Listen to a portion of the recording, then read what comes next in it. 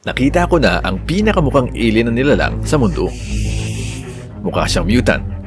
May bibig na parang gagamba, katawan na parang alakdan, at mga sipit na mukhang lagari. At mayroon din itong ilan sa pinaka-weird at nakakatakot na ugali na wala sa kahit anong hayop. Pero kahit ganun siya ka-weird, may website daw na nagbebenta nito. Kaya, nabasa niyo naman yung title. Gagawa ako ng bahay niya at gagawin ko siyang pet at aalagaan ko siya. $20. Ay, pilihin na lang natin. At pag nakuha ko na, titignan ko kung magandang pet ba yung alien na yun. Papakita ko rin siya sa nanay ko para sa reaction niya. Oo, magugustuhan niya to. Anyways, pagtapos kong umorder, ipapadala daw ito sa loob ng ilang araw. Habang naghihintay, gagawin ko na yung bahay niya. Bumili ako ng tangke at mga bato-bato. Ang dami kong bato para dito. Kailangan kasi silang i-stack para magmukhang kuweba. Sa nature, ang mga tail-sweep scorpion ay mahilig magtago sa pagitan ng mga bato. Dahil, ewan ko, siguro doon nila gusto. Sinubukan kong gumamit ng glue gun para pagdikitin ng mga bato. Pero sobrang bigat nila, kaya bumagsak sila ng paulit-ulit. Nako, parang hindi ito effective sa mga batong to ha. Oo, hindi nga talaga. Kaya gumamit na lang ako ng animal safe spray foam.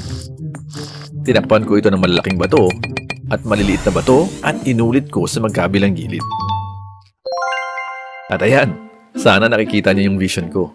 May mga bato-bato sa dingding para magmukha siyang kuweba. Oh, astig. Magandang simula na to. Pero hindi pa to tapos. Gagawin ko itong pinaka-astig na enclosure para maipakita ang lahat ng kayang gawin ng alien na to. Magiging exciting to. Sunod, sahig at dekorasyon. Siyempre, gusto natin mura pero de kalidad. Kaya gagamit tayo ng coconut fiber bricks. Seryoso, ang cool nito. Lalagyan lang ng tubig at sisip-sipin nila yun hanggang maging lupa. Kailangan lang natin buhusan ng tubig at mamaya ay mag-e-expand na yan bilang lupa. At boom! Mula sa boring blocks, naging mamasa-masang lupa. Okay, siguro di ganun ka-exciting pero lupa yan. Kailangan yan. Dinagdagan ko pa ng wood chips, tuyong dahon, lumot, at ilang bato.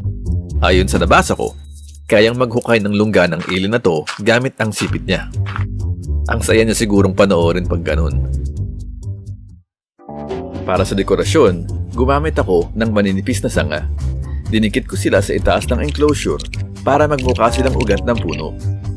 Parang may mga punong tumutubo sa ibabaw ng kuweba. At syempre, hindi kumpleto kung walang halaman. At meron na nga ako nito. Hulaan nyo kung saan galing. Hindi sa Walmart.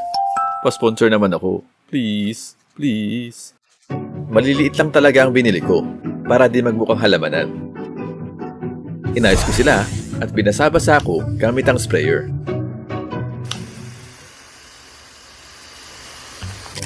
Mahalaga ang mga halaman dahil naiipon ang patak ng tubig sa dahon. At pwede niya itong inumin at masigurong hindi siya ma-dehydrate habang nasa loob siya. Habang bumibili ako ng halaman sa Walmart, nakakita rin ako ng kamanghamanghang batong estatwa ng alien. Bagay yun sa alaga ko dahil alien din siya. Kaya binili ko yun para dekorasyon. Grabe, ang laki ng noo nito. Buti na lang hindi ganun kalaki yung noo ko. Tapos na tayo sa ibang steps, kaya oras na para maglagay tayo ng technology.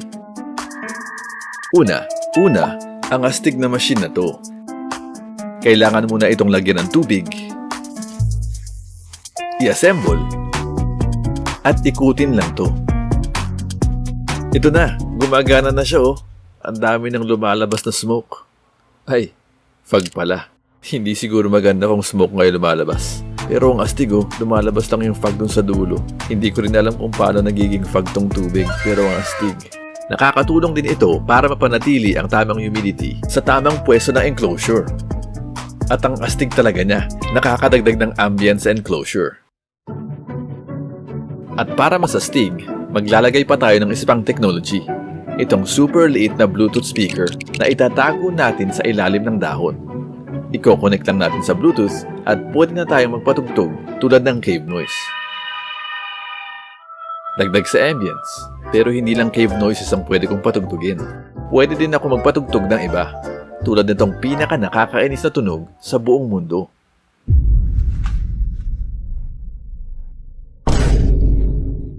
Ano tong tunog na to? Nakakaasar siya. Ito talagang pinaka nakakainis na tunog sa mundo. Tingin ko, di siya magugustuhan ng alien. Okay, tama na. Tama na, tama na, tama na. Handa na tong bahay niya. Oras na para ilagay ang alien. So, kakat na natin sa pagdating niya. 2 days later, dumating na siya. Bago ko siya buksan, nakuha ko na at may nakalagay na live animals. Sigurado kung ito na siya. Sabi ko naman na creepy to. Nakita nyo din naman yung video na pinakita ko. Siya na ang pinaka-creepy na pet ko. Anyway, lagyan na natin siya sa bahay. Dahan-dahan ko siyang binuksan. Ito na siya. Ang daming paper towels. Teka, bubuksan ko muna. Binuksan ko ng dahan-dahan at tinanggal ang paper towels para makita na siya. Nako, tatalon ba to? Sara ko na lang. Diyan na, sarado na siya. Noong una, di siya gumagalaw. Akala ko nga patay na. Pero kalaunan ay gumalaw na din siya at unti-unting gumapang palabas. Dahan-dahan itong pumunta sa isang bato para magtago. Pero hindi lang basta sa bato, doon sa may alien. Sabi ko naman sa inyo alien to Alien lang ang aakyat sa bato na may kapwa alien.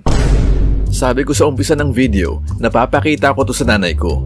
Pero bago yan, gusto ko muna tignan kung ano ang mga pwede nating ipakain sa kanya.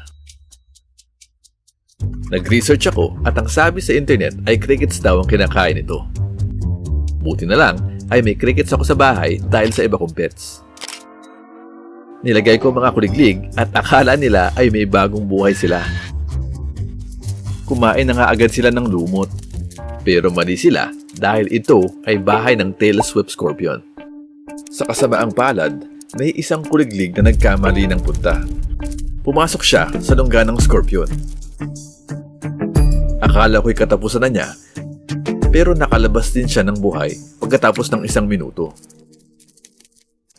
Maya-maya, nakita ko ulit ang alien sa ibang pwesto.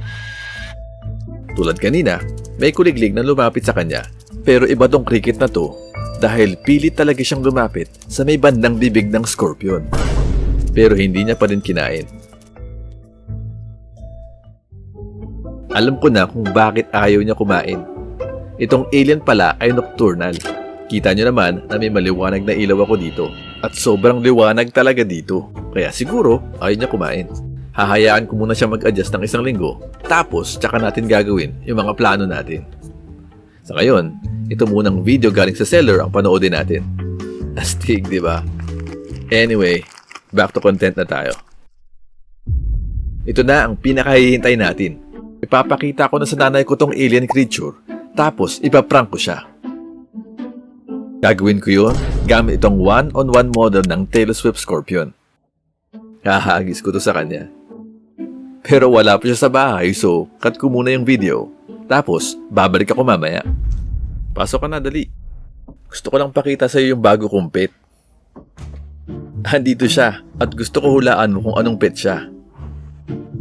Wow, ang ganda naman neto. Nakita mo na ba? Oh my God, ano yan? Nakatago siya doon sa likod ng bato. Kung Di. titignan mo ng maigi, andun siya. Oh my goodness. For some reason, di niya makita, so ginising ko siya gamit ang spatula. Oh my God, ano yan? Kita mo yan? Di, weird siya. May alien dyan. Meron pa akong fog machine para may fog. Astig yan, pero saan yan galing?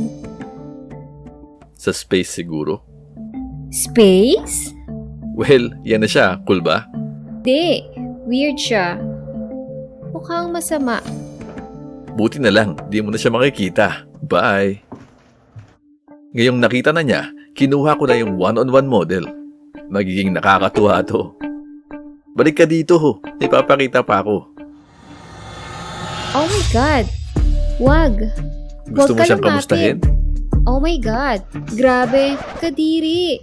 Papel lang Oh yan. my God! Anong rating mo sa kanya? Ewan ko, bakit natin ginagawa to? Sige, bye. Tinanong ko kung anong rating niya at hindi siya makasagot. Siguro, sign na yun na 10 out of 10 yun. Mukhang nagustuhan niya, kaya baka kumuha pa ako ng ganito. At yun na nga, may merch na rin tayo. May hoodie, shirts, stickers, at meron din sa website. Parte ng pagbebentahan ay idodonate sa Nature Conservancy Charity para tulungan ang mga hayop na nangangailangan. Kung gusto mong tumulong, check mo na yung merch namin. Salamat sa panonood at click mo yung video sa screen para sa sunod na video.